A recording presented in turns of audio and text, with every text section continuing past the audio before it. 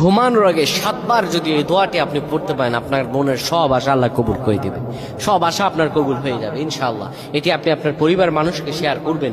এটি আপনারা যখন দেখবেন শেয়ার করবেন, এটি আপনার একটি শেয়ারে আপনি আমল না করে সব পেয়ে যাবেন। জানেন সেটা কিভাবে? আপনার এই আমলটি যদি অন্য কেউ শোনে আমল করে, আপনি আমল না করে আর সব পেয়ে যাবেন। সুবহানাল্লাহ। কত সুন্দর ইসলাম, সুন্দর। আপনি আমল মানুষের কাছে ছড়িয়ে দিবেন, মানুষের কাছে আমলগুলো শেয়ার করবেন, আল্লাহ তাআলা আপনাকে ফজিলত দান করে দিবে। প্রিয় ভাইরা আমার, অনেকে মনের মধ্যে অনেক আশা, অনেক ব্যথা, অনেক চিন্তা, অনেক চেতনা, কি করব, আপনি আল্লাহ আপনার শব্দ কবুল করে নেবেন। প্রিয় ভাইরা আমার, ঘুমানোর আগে যদি কোনো ব্যক্তি পড়তে পারে,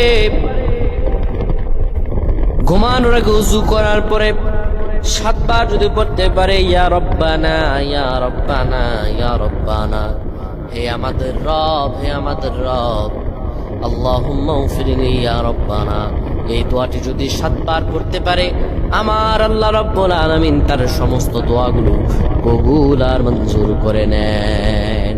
সুবহানাল্লাহ।